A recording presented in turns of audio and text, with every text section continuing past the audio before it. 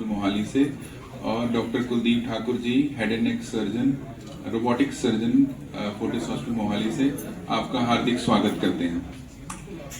आज हम आपको कैंसर की नई शैलियां जिनसे उनका इलाज और सक्सेस रेट बढ़ा है उसके बारे में हम आपको जानकारी देंगे। आइए शुरू करते हैं ये प्रेजेंटेशन। 18 के आंकड़े हैं कि एक साल में इंडिया में 1.16 मिलियन, लेटेस्ट आंकड़े 2022 के जो अपडेट है डाटा वो कहता है 1.6 मिलियन केसेस इंडिया में हर साल डायग्नोज होते हैं कैंसर के, 1.6 मिलियन, और इसमें से 60 to 70% ही फॉर्चुनेटली नहीं सर्वाइव कर पाते। Success rate is 30 to 40%। इतना चिंताजनक हाल है कैंसर का। इसमें सबसे कॉमन कैंसर जो मेल्स में है वो है मुंह का कैंसर, लंग का कैंसर, इसके अलावा पेट, बड़ी आंत और फूड पाइप का कैंसर। विमेन में ब्रेस्ट कैंसर तेजी से चेंज हुआ है। आप सब जानते हैं सर्जरी, रेडियोथेरेपी और कीमोथेरेपी, ये 3 इलाज ही होते थे और आज भी इनकी इंपॉर्टेंस है काफी कैंसर के ट्रीटमेंट में। अब इसके आगे क्या? इसके आगे 3 नई थेरेपीज आ गई हैं, targeted therapies, immunotherapies, CAR T cell therapy apart from bone marrow transplant, जिसके बारे में आपको मैं अवगत कराऊंगा। जा रही है, सेल्स के टारगेट्स आइडेंटिफाई हो रहे हैं। टारगेट्स माने तो वो वीक एरियाज जिन पे अटैक करने से कैंसर पे काबू पाया जा सकता है। हम साइंस जैसे ही बढ़ रही है टारगेट्स पकड़ने में उतने ही एडवांस होते जा रहे हैं। पहले कीमो सारे सेल्स को मारती थी, सेल्स काफी देर में आते थे जिससे ब्लड कम होना, छाले, उल्टियां, लूज मोशन, बाल झड़ना सब देखा जाता था। अब टारगेट थेरेपीज रिफाइन होती जा रही हैं, वो सिर्फ उसी टारगेट पे एक्ट करती हैं या थोड़े से साइड टारगेट्स पे, तो उनके साइड इफेक्ट्स कम और इफेक्ट्स काफी ज्यादा हैं। इसमें भी आगे और रिफाइनमेंट आ गई है और ज्यादा स्ट्रॉन्गर और स्पेसिफिक टारगेटेड एजेंट्स आ गए हैं। टारगेट थेरेपी का मोटा मोटा मतलब ये हुआ, एक गाइडेड मिसाइल, सीधे बम नहीं फेंका, एक गाइडेड मिसाइल जो एक पॉइंट पे ही अटैक करेगा जहां से कैंसर बढ़ रहा है। और बढ़ती साइंस के साथ ये बढ़ते ही जा रहे हैं, हमारी जानकारी बढ़ती जा रही है, रिसर्च बढ़ती जा रही है और इससे भी कई ज्यादा टारगेट्स आइडेंटिफाई हो रहे हैं जिन पे हम दवाइयां चाहे वो खाने वाली हो, टारगेट्स पे अटैक करके कैंसर सेल्स की ग्रोथ को सीमित कर रहे हैं। नेक्स्ट है इम्यूनोथेरेपी। पहले हमने बात की टारगेट थेरेपी की जो एक गाइडेड मिसाइल है। इम्यूनोथेरेपी एक सुपर सोल्जर है।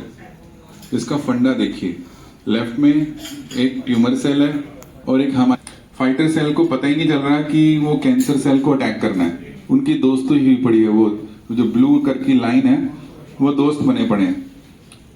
हमने इम्यूनोथेरेपी दी, वो रेड और वो येलो ब्लॉक, उसने उनकी दोस्ती तोड़ दी। कैंसर ही हमारा दुश्मन है और हमारी अपनी बॉडी की इम्यूनिटी को यूज किया उस कैंसर सेल से फाइट करने में। ये है इम्यूनोथेरेपी। इम्यूनोथेरेपी की जो दवाइयां हैं वो बड़ी तेजी से बढ़ती जा रही हैं और उनमें ऐसे ऐसे अच्छे सक्सेस रेट्स देखने को मिल रहे हैं कि 5 साल में जो पेशेंट्स बेचारे जीवित नहीं रहते थे उसमें से इवन 10, 20, 30% पेशेंट्स आजकल जीवित हैं। इनके भी अलग साइड इफेक्ट हैं, कोई भी दवाई इफेक्ट करेगी उसका साइड इफेक्ट भी होगा, लेकिन फिर भी फायदा बहुत ज्यादा है। और अच्छी बात यह है कि अभी इंडिया में अफोर्डेबल होती जा रही है। इसके अलावा मैं आपको ये नई जानकारी दूंगा, car T cell therapy. Fortis Mohali में हम जल्द ही ये शुरू करने वाले हैं। कार टी सेल थेरेपी क्या है?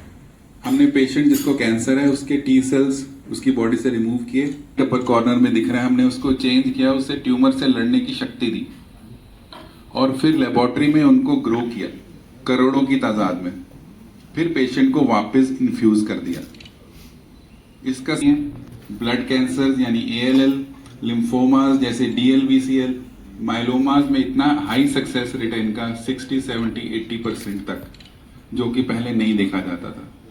इवन ये सॉलिड कैंसर यानी कि जैसे पेट का, स्टमक कैंसर, लंग कैंसर, इन सब कैंसर में भी इनकी स्टडीज चल रही हैं। और इवन ब्रेन ट्यूमर जो इतना जटिल होता है जिसमें पेशेंट कुछ ही महीने सर्वाइव करते हैं, GBM नाम के ट्यूमर में, उसमें भी 1 साल के ऊपर डिजीज कंट्रोल करने का डाटा आ गया है। तो this is the latest therapy which we will be starting soon, that is car T cell therapy. और वी होप ऐसे ही आगे एडवांसमेंट्स आती रहेंगी and we will keep updating you, making aware in public that yes, India, we have this facility and we are going to offer you these treatments for the betterment of our patients. Thank you. Now Dr. Kuldeep Thakur will take over.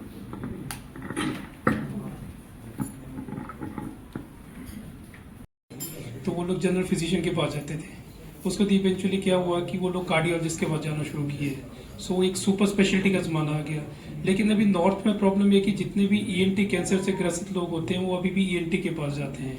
उसका reason ये है कि ENT super specialist, जैसे ENT करने के बाद 3 साल अलग से हेड एंड नेक कैंसर में सुपर स्पेशलिटी होती है, इसमें डेडिकेटली सिर्फ head and neck ENT cancer operate करते हैं और इनको ट्रीट करते हैं। वो स्पेशलिस्ट अभी है नहीं, वो इसीलिए ये रीजन है कि अभी आज भी ईएनटी वालों के पास ही जाते हैं। तो हम लोग अभी फोर्टिस हॉस्पिटल मोहाली में ऑर्गन स्पेसिफिक अप्रोच के ऊपर काम करते हैं, जिसमें हेड एंड नेक कैंसर मैं ट्रीट करता हूँ। उसमें हर तरह की ट्रीटमेंट हमारे पास अवेलेबल है। सिमिलरली हमारे पास ब्रेस्ट कैंसर सर्जन है, गायनी कैंसर सर्जन है, जीआई कैंसर सर्जन है, यूरो कैंसर सर्जन है। तो हम लोग वहाँ पे ऑर्गन स्पेसिफिक अप्रोच करते हैं। सो किसी को भी अगर कोई भी ईएनटी कैंसर से ग्रसित है, सो बेटर ये रहता है कि वो उस पर्टिकुलर कैंसर को जो ऑपरेट करते हैं उनसे अपनी राय ले सकते हैं। सो मैं ब्रीफली आपको डिस्कस करूंगा। जैसे डॉक्टर केतन सर ने अभी बोला कि इंडिया में the most common cancer is mouth cancer. India में सबसे कॉमन जो मेल्स में है वो मुंह का कैंसर है, और इसका मैं डेटा आपको बताऊंगा। हाँ, ये जरूर है कि हमारे यहाँ पे जितने कैंसर डायग्नोज होते हैं वो सारे रिपोर्ट नहीं हो पाते हैं। सो एक्चुअल जो कैंसर का नंबर है जितना रिपोर्टेड है उससे कहीं ज्यादा है। ठीक है जी। सो इसलिए मुंह के कैंसर मोस्टली वो प्रिवेंटेबल होते हैं, उनको हम प्रिवेंट कर सकते हैं अगर हम अपनी लाइफस्टाइल मॉडिफाई करें। सो हम थोड़ा सा उसके डिटेल में पढ़ेंगे। उससे पहले मैं आपको ये बताना चाहता हूँ कि ईएनटी में जो ईएनटी कैंसर है उसमें रोबोटिक सर्जरी कैसे हेल्पफुल है। सो कन्वेंशनली क्या होता है कि ओपन जैसे ईएनटी जो भी एरिया होता है वो इजीली सबको दिख जाता है। सो इंसिजन मार्क नहीं चाहिए, हमें कोई चीरा नहीं चाहिए, ऑब्वियसली नहीं चाहिए, क्योंकि कैंसर को अभी भी एक सोशल स्टिग्मा के बारे में के रूप में देखा जाता है। अगर कोई कैंसर क्योर्ड है वो सोसाइटी में बताता नहीं है कि मुझे कैंसर था। मोस्टली बहुत अगली लुकिंग स्कार्स होते हैं ट्रीटमेंट के बाद।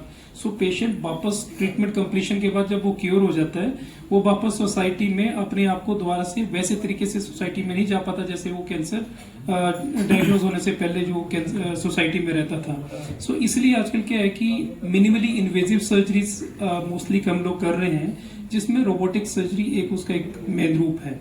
सो रोबोटिक सर्जरी में हम लोग जनरली क्या करते हैं, इसमें एक तो हम लोग जनरली एक्सटर्नल इंसिजन नहीं देते हैं बाहर से जो इजीली विजिबल हो।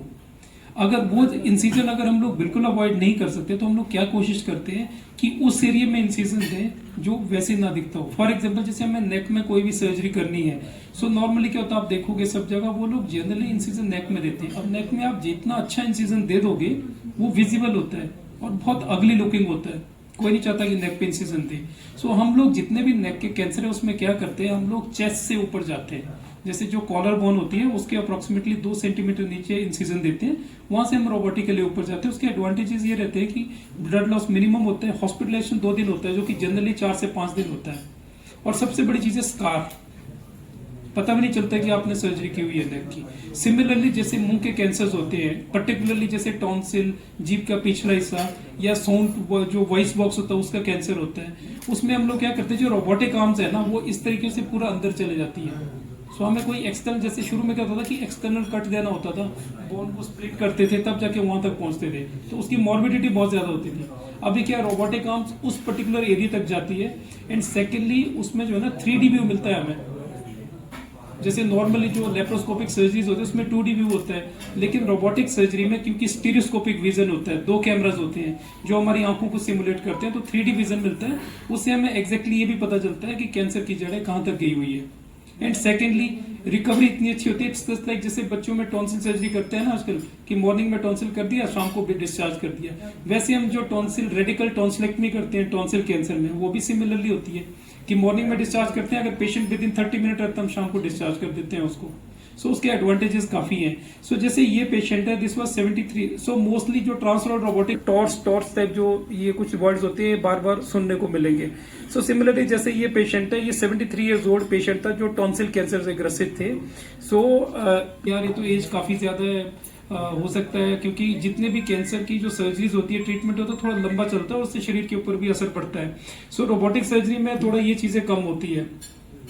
सो इसको हमने डायग्नोज किया था, स्टेज 4 टॉन्सिल कैंसर किया, और उसके बाद हमने इनको सर्जरी के लिए प्लान किया। इसमें दूसरी ऑप्शन कीमोथेरेपी और रेडियोथेरेपी कॉम्बिनेशन में भी रहती है। लेकिन प्रॉब्लम क्या है कि जो रेडिएशन थेरेपी की जो टॉक्सिसिटी है वो लाइफ लॉन्ग रहती है। ऑलमोस्ट 80% जो टॉक्सिसिटी वो रिजॉल्व हो जाती है, 20% लाइफ लॉन्ग रहती है। जैसे मुंह में थूक नहीं बनता, लार नहीं बनती है, तो उससे क्वालिटी ऑफ लाइफ खराब हो जाती है, स्किन पिगमेंटेशन रहती है, या टेस्ट सेंसेशन चले जाता है। सो ये उस चीज को अवॉइड करने के लिए हम लोग सर्जरी करते हैं, क्योंकि सर्जरी में होता है क्या कि आजकल हॉस्पिटल स्टे बहुत कम होता है, और हम काफी हद तक जो सर्जरी के बाद रेडिएशन थेरेपी होती है उसको हम अवॉइड कर सकते हैं। उससे क्या कि क्वालिटी ऑफ लाइफ बहुत अच्छी रहती है। So we diagnose this as stage 4 tonsil cancer, और हमने इसको सर्जरी के लिए प्लान किया। सो ऑब्वियसली अगर इसे दूसरा सबसे बड़ा प्रॉब्लम ईएनटी कैंसर का क्या है कि ये उस एरिया को इन्वॉल्व करते हैं जो इंपॉर्टेंट स्पीच में रहता है और स्वेलो करने के लिए रहता है। ऑब्वियसली कैंसर थेरेपी जितनी भी होती है उसमें क्या है ना, बॉडी के ऊपर नुकसान होता है उसका। इसलिए जब तक पेशेंट का बिल्डअप अच्छा नहीं है, इनटेक अच्छा नहीं है, तो वो उसको रिस्ट्रिक्ट करता है ट्रीटमेंट में। सो यहाँ पे भी वही था कि हमारा एक स्पीच, स्वलो, एस्थेटिक और ऑन्कोलॉजिकल आउटकम, ये 4 कंसर्न थे। सो उसमें सबसे इंपॉर्टेंट ये रहता है कि ऑन्कोलॉजिकल क्लियरेंस अभी इस समय सबसे इंपॉर्टेंट रहती है।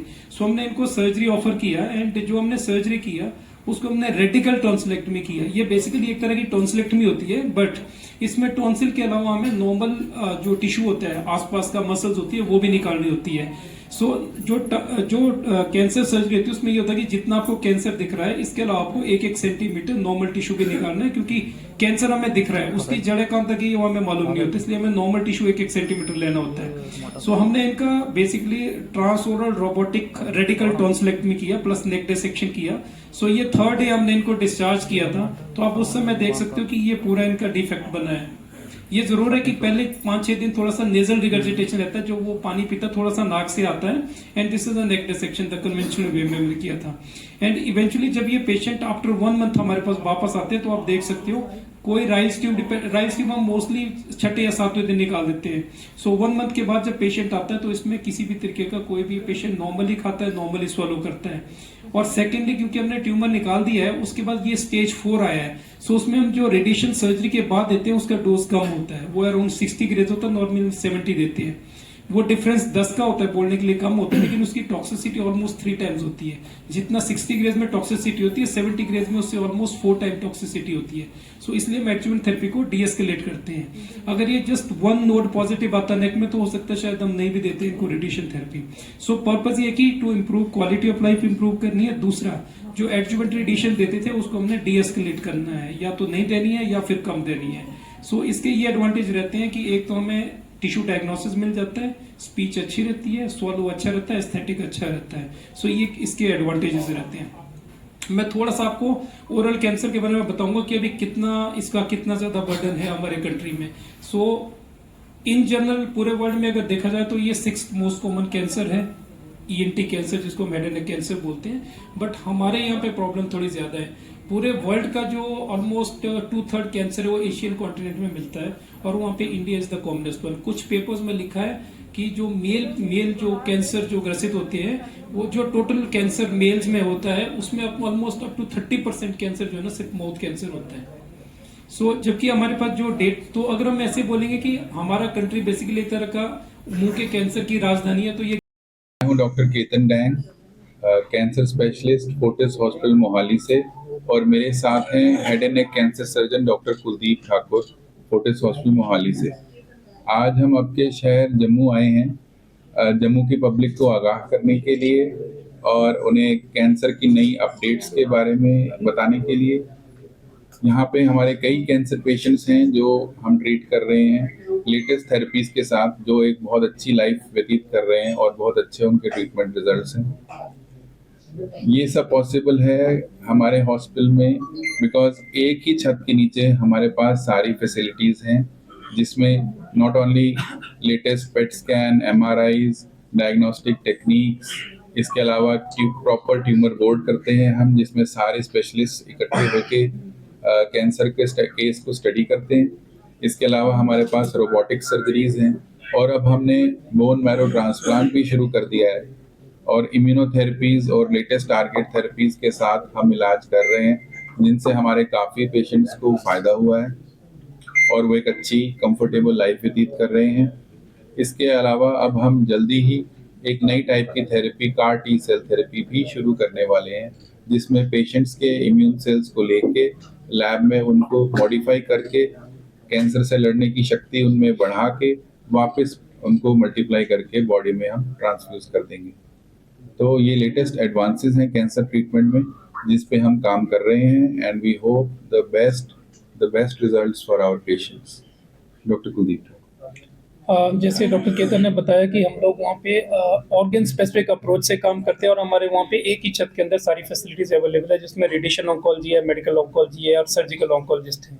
सो फोर्टिस हॉस्पिटल ऑफ मोहाली एक ऐसा सेंटर है जहाँ पे हम लोग ऑर्गन स्पेसिफिक अप्रोच से काम करते हैं, जहाँ पे हर कैंसर के लिए अलग अलग विशेषज्ञ है। जैसे पेट के कैंसर के लिए अलग है, हेड एंड नेक या ईएनटी कैंसर के लिए मैं करता हूँ, वैसे ब्रेस्ट कैंसर, गायनी कैंसर, सबके अपने अलग अलग स्पेशलिस्ट हैं। आज का जो एक चीज़ जो मैं आप लोगों का अटेंशन चाहता हूँ कि ईएनटी कैंसर में रोबोटिक सर्जरी किस तरह से काम कर सकती है।